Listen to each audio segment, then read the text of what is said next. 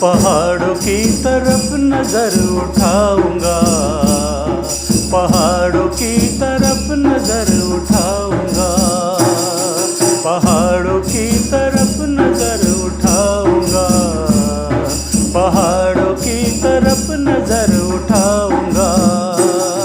मेरी सहायता कहाँ से आएगी, मेरी सहायता कहाँ से आएगी। जिसने आसमान और ज़मीन बनाई है, उसी खुदा को मैंने मददगार पाया है। मदद वहीं से मैं तो पाऊंगा, मदद वहीं से मैं तो पाऊंगा। पहाड़ों की तरफ नजर उठाऊंगा, पहाड़ों की तरफ नजर उठाऊंगा।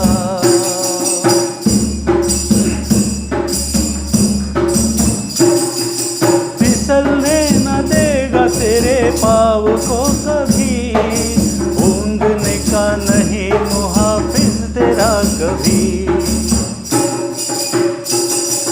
फिसलने न देगा तेरे पाँव को कभी, ऊँघने का नहीं मुहाफिज तेरा कभी।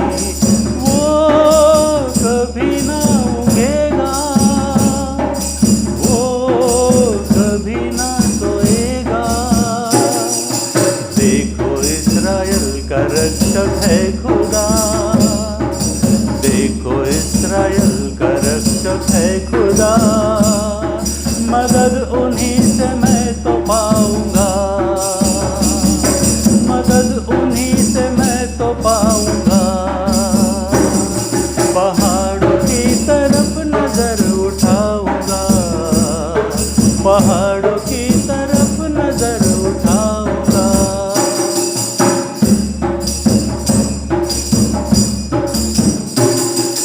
सुन ले मुहाफिज तेरा प्रभु यहोवा है, तेरे दाहिने हाथ पे तेरा साहिबान है।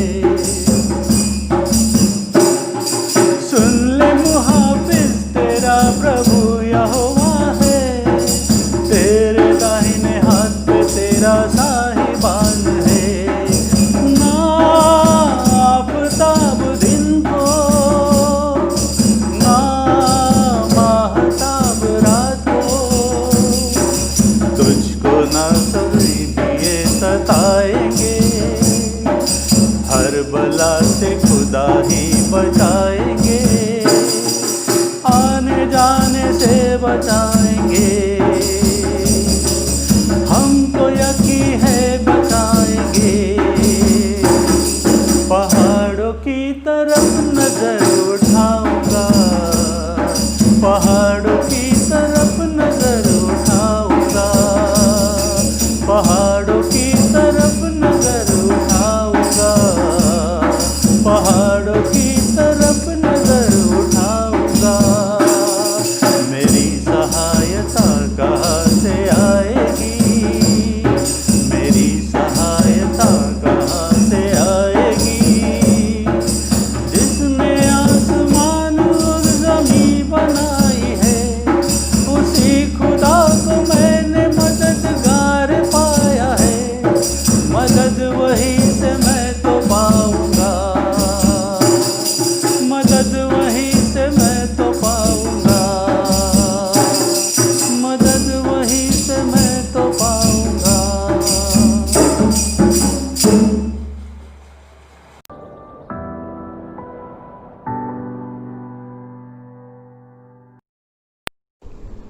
Praise the Lord. Greetings from Mahaniya Ministries. Thank you so much for your love, care, support for our ministry. Thank you so much for your prayers as you all were praying for our pastor. Please do continuously pray for him for his speedy recovery, that he may come again with a blessing, with the word to deliver, to share with us. I am Mrs. Gitanjali Harshal Bhopalkar, and I thank God for this opportunity that he has given me to share from his word. And for today's meditation, the scripture portion is from Psalms and Psalms 121 verse 21. Psalms 121 verse 1. It says, I lift up my eyes to the hills. Where does my help come from? Before going further, we'll just see the little bit background of this psalm. Okay, so while reading, when we read the heading, it says a song of ascents. So simply the meaning of this ascent is ascending, climbing, and we can understand it's a climb or walk to the summit of a mountain or hill. Geographically, we can understand that Jerusalem was located on the hills, and according to the scholars, Mount Zion could be between the mountain range. So we can understand the temple is on mountain, and the psalmist is traveling for the worship on the mountain, and the temple is on the mountain.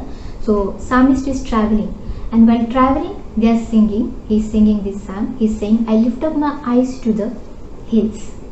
So from down, he's looking up to the hill where the temple is there, and from there he's singing, I lift up my eyes to the hills. So with this we can understand why the psalmist is saying, I lift up my eyes to the hills. Okay, and then while traveling, he is not alone. We can understand they were in the group of people, and here this group understood that they didn't need to arrive at Jerusalem before they come under God's protective care. So while traveling, they knew that in their destination there is a God, but while traveling they were needed a God, and with that they were singing and they're going. Means like they are ascending to the hills. So this was just little bit about, I have shared about the background. Just I was wanting to tell that temple is on the hills, and from down they are ascending, they are traveling and singing, and because of that they are lifting their eyes to the hills.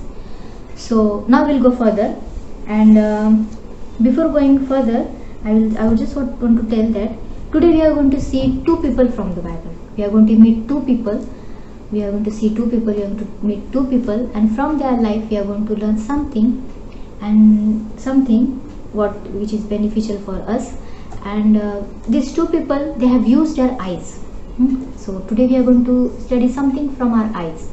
So these two people have seen something, and from their eyes, they have, as because the psalm is like, because we have taken from Psalm 121, and we have seen that psalmist is using his eyes for looking up. So from these two people we are going to see something different things, and and let's try to get something different from these two people. So first we'll go to book of Matthew, and it's book of Matthew chapter 14. So we all know Jesus walks on the water. We all know this passage, this group we know, we have studied many a times, we have heard many a times, and we all know that Jesus was walking on the water. So we see that Jesus was feeding 5,000. Jesus had fed 5,000, and after that he is going to he is going for the prayer, and disciples are in the boat. They are going. Jesus is one side and they are one side, and at the midnight we see that Jesus is coming back, and was walking on the water, and we see there when they see Jesus, they are afraid, they are shouting, they started shouting, screaming that it's a ghost. But from verse 27 it says, Jesus immediately said to them, take courage, it is I, don't be afraid. 28, Lord, if it's you, Peter replied, tell me to come to you on the water. So here we'll see something about from the life of Peter. It says, verse 29 says, come, he said. Then Peter got down out of the boat, walked on the water, and came towards Jesus. Verse 30 will read. Verse 30 says, but when he saw the wind, he was afraid, and beginning to sink, cried out, Lord, save me. Again I'll tell you, when he saw the wind. See, here we can see the first person who is using his eyes. If you read, we are saying when he says, Peter, Lord, if it's you, please tell me to come to you. And we see that Jesus said, come. Jesus said to him, you come. And then he came out of the boat, and we read that he was walking. He was walking on the water. But when he saw the wind, when he used his eyes on the other things, on the surrounding things, on the storms, on the like that flood, or we can see when he saw the death, his eyes was moved from Jesus, and then he was sinking, and then he started sinking, and within there we see that he cried out with saying, Lord, save me. One thing is good here, that he has prayed the right prayer at a right time. Right prayer at a right time. No, he has prayed. He said, prayer said, Lord, save me. And further we can see that Jesus has saved him, and Jesus also said that you have little faith, he said. But then here one thing we can see, he have used his eyes. But till that time when his eyes were fixed on the Lord, his eyes was fixed on the Jesus, he was walking. But then when he saw the wind, he saw the storms, he saw the death, he started sinking. Now we'll see the second person. The second person we'll get from the book of Luke, and book of Luke chapter 16 from verses 19 to 30. And this also, it is known parable to us. It's the rich man and the Lazarus. This is also a very well known parable to us, and this also we have known from the Sunday school. This both the stories we have heard from the Sunday school, and then there are many things to learn from it. Here also we have seen the Lazarus. Again, no need to tell you the stories, because you know that rich man and the Lazarus, and then Lazarus was full of sores, and then whatever used to fall from rich man's table, he used to eat that. We see that Lazarus died, and then rich man also died. And then here changes the things, because Lazarus went up and he is beside the Abraham, and that rich man, he is in torment in the hell. And verse we'll see from verse 23, we'll see verse 23 says, in hell where he was in torment, he looked up and saw Abraham far away with Lazarus by his side. Again I'll read. He looked up and saw Abraham far away. He looked up. The second person who is using his eyes. In Psalms also we have seen the psalmist who is looking up to the hills. Then here we see Peter, who is again using his eyes to see the Jesus. He has used his eyes to see Jesus. And the third person we are going to see is rich man. And the rich man, he is looking up. And from further if we'll read, he is thirsty, and he is saying, Abraham, that you please send Lazarus, that he may dip his small finger in the water and he may put on my tongue. And then further also we can see there he is praying for his brother. He is saying that you please send Lazarus to them, because they are not going to listen to the people who are alive there, but someone who have to go from death and have to tell them. So send Lazarus. But we know that Abraham is saying that is not possible. There is big gap between us. You cannot come to us, and we cannot come to you. But here again we can see his prayer. Here it is a prayer, and this prayer is right prayer at the wrong place or at the wrong time. Two prayers we have seen. First prayer, right prayer at the right time, and this second prayer is right prayer at the wrong time, at the wrong place. Why that prayer was right and why this prayer is wrong? Because when Peter prayed, he was alive. He was alive. Jesus was in front of him. He was alive, and he was praying to have mercy on him, to save his life. But this fellow, he is in the hell, and from the hell he is praying. He is asking.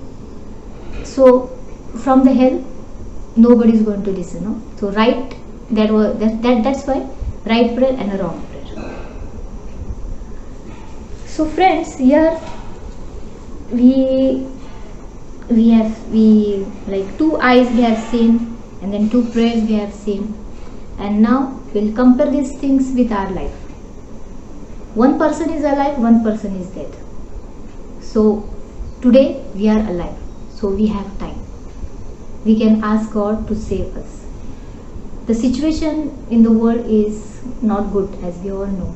It's really terrible, and then we are living in this world where no guarantee of life. Lots of pain is there, lots of tears are there, lots of grief, guiltiness is there, lots of hatreds are there, many things. But still we are alive. We are alive, and that is a beautiful thing what we have now. That's a beautiful thing what we are living now. Though life is tough, though life is hard, but still with this you are alive, and you can pray to God, because this is the right time for you to pray, to lift up your eyes to the Lord. And why? Because we all know that there are many people who are dying in this world. There are many people dying every day because of virus, because of natural calamities, because of accidents, many things. If they will go to the hell. From there, if they will cry out, there is no one to listen to him. But today our life is beautiful because we are alive, and we can cry out to the Lord for the help. So today, let's climb up in our prayers. Let's climb up in our Bible reading, in our daily life, that we should reach to the God. Let's climb up. Let's see. Because He is our help. And today we need not to go to any temple to climb up. Where we are, where you are sitting, from there you can pray, and we can reach to the God. A small incident I would like to share with you all. A small story, like when I was in a college, and we were staying in the hostel, and when I was in the hostel, our hostel was so beautiful. It was full of trees and plants, and beautiful it was. And then after college, after classes, after libraries, in the evenings, we used to take a cup of tea, and we used to go and sit under the trees, and then used to chat and talk, and we used to share our thoughts with each other. And once me and my friend, we went and we were sitting, and while sitting under the tree, there was one tree in front of us which was totally dried up. And my friend, she just looked at me and she said, "See that tree, how is it? Is it beautiful? It's looking so beautiful, na?" Then I looked at the tree, and it was totally dried up. There was not a single leaf on it, nothing. It was just standing straight, that's it. But there was nothing in it. I said, "It's totally dried up." And she said, "Yeah, that's why it's beautiful, no? Because though it's dried up, it's still standing straight. It's still standing straight, and if it's saying that I'm not able to bear a fruit, let me cut out and throw it out. Later, the tree is not going to see the blessings. Still, though the situation is hard, but it's standing straight." And then I couldn't understand what she's saying. But when after few months, when time goes out, and then after few months, same thing happened. We were sitting under a tree with our tea, and again she said, "Look again to that tree." And when I saw that tree, it was full of leaves. Not only leaves, but it was having a fruits, and not having only a fruits, but there was lots of small birds, beautiful birds. Not only birds, but there was having small nests on it. And then she said, "Look, if that tree would have thought that time, there is nothing left in me, let me cut out and throw me out, this beautiful life that tree would have not bear." So our life is, maybe your life is now tough, it's with pain. Maybe you're a businessman, or maybe you have lost your jobs, you have lost in your business. Maybe you're a student, you're worried about your future, what to do in the future. Maybe you're a housewife, maybe everything is there in your house, but maybe tomorrow you'll think, what will happen tomorrow? But friends, I just want to tell you that fix your eyes on God. Instead of fixing your eyes on these small things, about your surroundings, Just fix your eyes on God, because life is beautiful. It's just because you're alive. You're still alive. There is a life in you. You're not dead. And this is the right time to pray a right prayer. You're alive, you're beautiful, you have a chance to pray a right time to pray a right prayer. Before it gets too late, no? Don't wait for the wrong time to pray. And then, as I say, this life is hard, maybe, but I'll assure you, if we'll grow in God, if we lift up our eyes to God, I'm sure the things will change. The tree will have the life of your life will be like that tree, with full of leaves, not only leaves, but with fruits, not only fruits, but with small like blessings, like small birds. Not only that, but life in it, because the nest was there was a life. So your life will bear different lives. So I thank God for this time. I'll encourage you all to pray, and I'll keep a question mark front of you, that where my eyes are fixed, where my eyes is fixed. My eyes are fixed, your eyes are fixed on God, on Jesus, or our life, or our eyes, or our eyes are fixed on the situation what we are living.